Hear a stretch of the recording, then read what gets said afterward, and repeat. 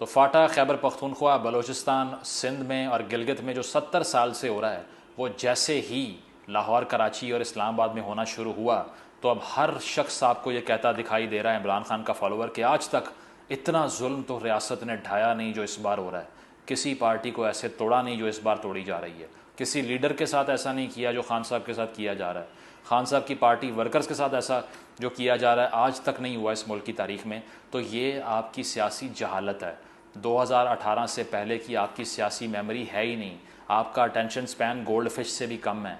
आपने कभी तारीख पढ़ी नहीं, इसीलिए आपको पता नहीं है कि जिस जुल्म की कोट एंड कोट आप बात कर रहे हैं, ये कब शुरू हुआ, ये कितना हुआ, किस किस ने बर्दाश्त किया।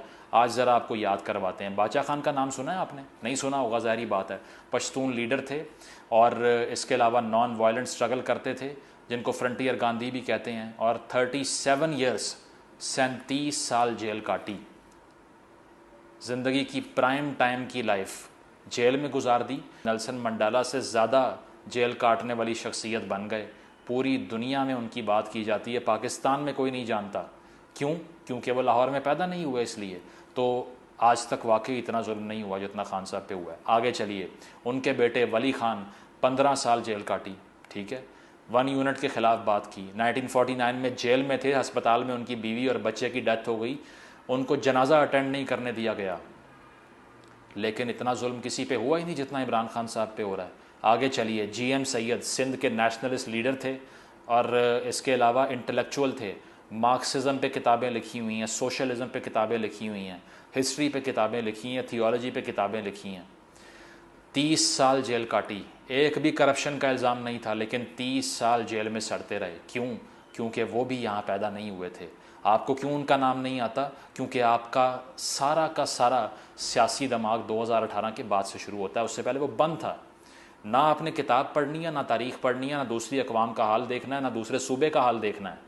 सिर्फ एक बंदा देखना है, फास्ट बॉलर जो 92 का वर्ल्ड कप जीत के आया और आपने कहा ये टीवी पे अच्छा लगता है, ये वज़ीर आज़म होना चाहिए, ये हमारी रेड लाइन है। हालांकि रेड लाइन अवाम होते हैं और लीडर अवाम के मुलाजिम होते हैं। आपने उलट कर दिया पैराडाइम को, क्योंकि आप कल्ट वर्शिपिंग का शिकार हैं। आगे चलते हैं। अब्दुल समद अचकज़ई का नाम शायद ना सुना हो, बिल्कुल नहीं सुना होगा। पश्तून लीडर थे बलूचिस्तान के और ख़ान शहीद भी उनको कहते हैं, ठीक है। अयूब खान की सारी मार्शल लॉ के दौर में पहले से आखिरी दिन तक जेल में रहे। The last man to come out of prison under Ayub regime. और वो भी इंटेलेक्चुअल थे, वो भी किताबें लिख चुके हैं और प्रोग्रेसिव आदमी थे और फेमिनिस्ट थे। उस दौर में रहने वाला इंसान फेमिनिस्ट था। इमरान खान आज कह रहा है पश्तून तो अपनी बेटियों को पढ़ाते ही नहीं है, कल्चर नहीं है वहाँ पे।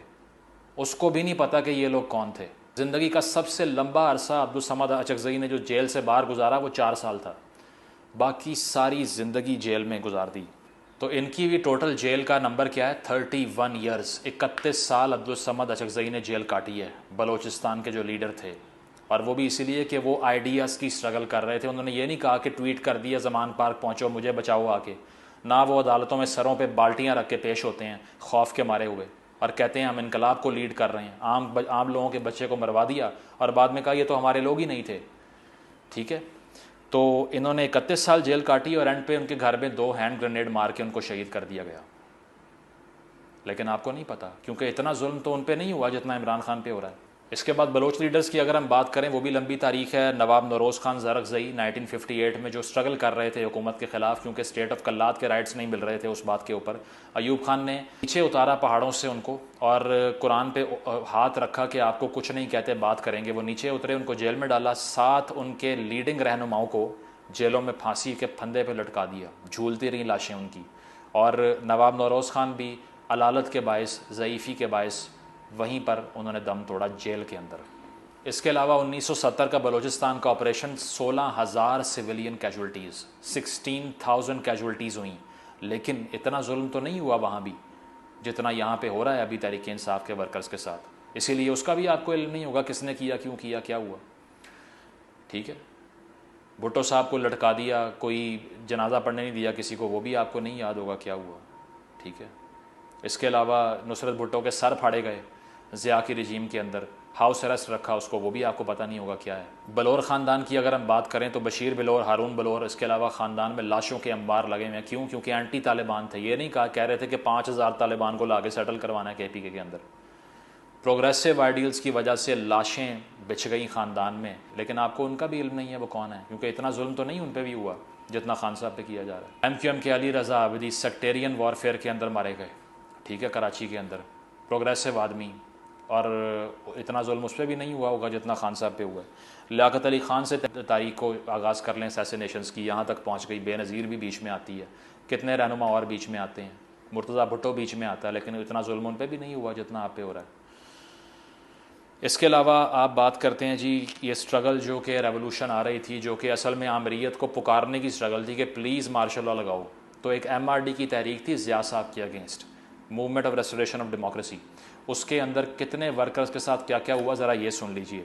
25 साल की जेल थी सहाफ़ियों के लिए जो तनकीद करते हैं ज़िया पे। 6,000 ख़वातीन, आप बात कर रहे हैं ख़वातीन के ख़िलाफ़ जुल्म हो रहा है, मैं कंडेम करता हूँ उसको जो आजकल हो रहा है, लेकिन 6,000 ख़वातीन को ज़ियाउल हक़ ने जेल में रखा हदूद ऑर्डिनेंस के अंडर। तो सबूत ला कर दिखाने का कहा जो कि वो नहीं प्रोड्यूस कर सकें, कैमरास तो होते नहीं हैं जिनका रेप होता है वहाँ पर, तो इसीलिए उन पे उल्टा जना के पर्चे दे के 6,000 ख़वातीन को जेल में डाली रखा। 10-10 साल की जेलें ख़वातीन ने काटी। इसके अलावा MRD की तहरीक के अंदर ही जब भुट्टो साहब को फांसी देने का फ़ैसला हुआ तो एहतजाज शुरू हो गए, और इसी एहतजाज की अगर एक एहतजाज इसमें इम्पॉर्टेंट है जो कि था नवाबशाह के अंदर, तो नवाबशाह में जो पेजेंट्स थे, जो किसान थे, वो बाहर आ गए। ज़िया ने गनशिप हेलीकॉप्टर भिजवा के फायर खोल दिया, लाशें सड़कों पे पड़ी रहीं, उठाने नहीं दी किसी को। लेकिन इतना जुल्म वहाँ भी नहीं हो रहा था क्योंकि वो किसी ग्रेट लीडर की रेड लाइन तो नहीं थे ना, इसीलिए।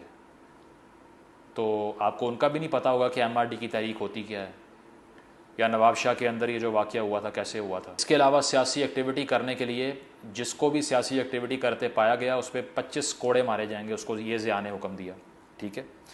1982 के एहतजाज को इंस्टिगेट करने वालों के ख़िलाफ़ सबको डेथ पेनल्टी सुनवा दी। स्टूडेंट यूनियंस को बैन कर दिया। पार्टी बैन करने की अगर आप बात करें, कम्युनिस्ट पार्टी को 1950s में बैन कर दिया। हसन नासिर शहीद जो कम्युनिस्ट रहनुमा था पाकिस्तान का, उसको शाही किले की बेसमेंट में कीलों से बांध के फांसी पे लटका दिया, और बाद में कहा खुदकुशी की है इसने। किसी को नाम भी नहीं पता, आप बताएं आपको पता है तो ये कौन है हसन नासिर, सिवाय चंद इंटेलेक्चुअल्स के और एकेडमिक्स के किसी को नाम भी नहीं पता यहाँ पे, क्योंकि आप पे जुल्म का आगाज़ 2018 के बाद लाहौर और इस्लामाबाद में शुरू हुआ है, उससे पहले तो हो नहीं रहा था कहीं पे, ठीक है। ना कोई पार्टी कभी बैन हुई, ना स्टूडेंट यूनियन बैन हुई, बाकी तो सबको परमिशन है कि वो खुल के एहतजाज करें, ठीक है। इसके अलावा उकाड़ा में मज़ारीन की जो तारीख थी उनके साथ क्या हुआ ये भी आप देख सकते हैं, जाके पढ़ें कैसे टैंक जो है ना वो घुसा दिए खेतों के अंदर, लेकिन वो भी आपको इल्म नहीं होगा, हालांकि वो तो पंजाब के, अपर पंजाब के अंदर ही आता है उसके बावजूद, लेकिन चूँकि वो PTI के वर्कर नहीं थे जो वहाँ मारें खा रहे थे, इसीलिए आपको नहीं पता होगा उसका।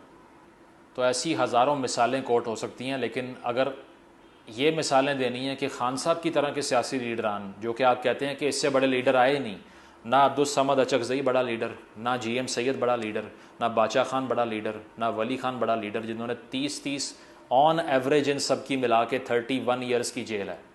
आपकी 3 रातों की जेल है और चीखें आपकी आसमान पर जा रही हैं।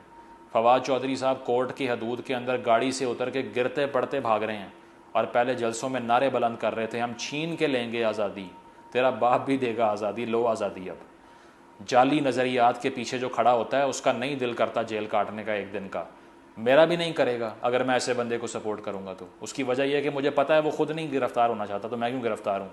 जब वो खुद मेरे लिए सेक्रीफाइस नहीं कर रहा, लोगों के बच्चों को मरवा रहा है, और ख़ुद जब गिरफ़्तार करने आते हैं बंदे बुला लेता है बाहर, तो फिर ये कैसा लीडर है जो कॉन्सिक्वेंसेस अपनी ही तहरीक के फेस करने को तैयार नहीं है। इसके अलावा जो पॉलिटिकल वर्कर्स थे, जो एक्टिविस्ट थे, उनके साथ जो होता रहा वो भी आपके सामने। सबीन महमूद के साथ कराची में क्या हुआ ये भी आपको याद होगा, नहीं याद आपको? हाँ, क्योंकि वो PTI की नहीं थी इसलिए उस पर भी जुल्म नहीं हुआ।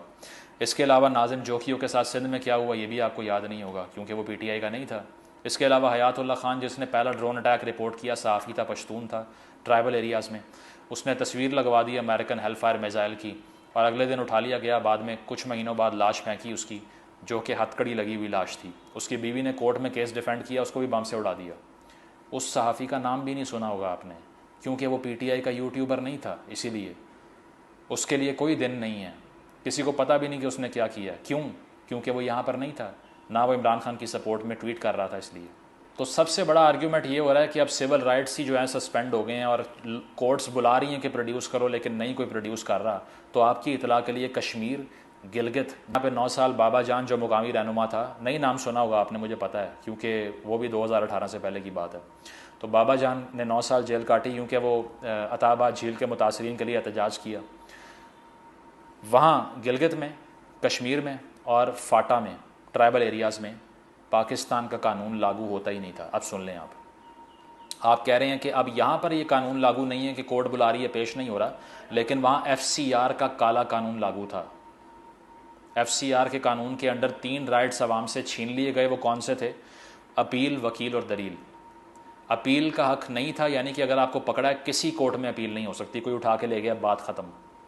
नंबर 2, वकील, अपने किसी भी केस में लॉयर नहीं कर सकते, वकील करने का हक ही नहीं है। सुप्रीम कोर्ट वहाँ पर 1 घंटे में नोटिस नहीं लेगी, उसकी वजह यह है कि वहाँ पर कुछ हो ही नहीं सकता।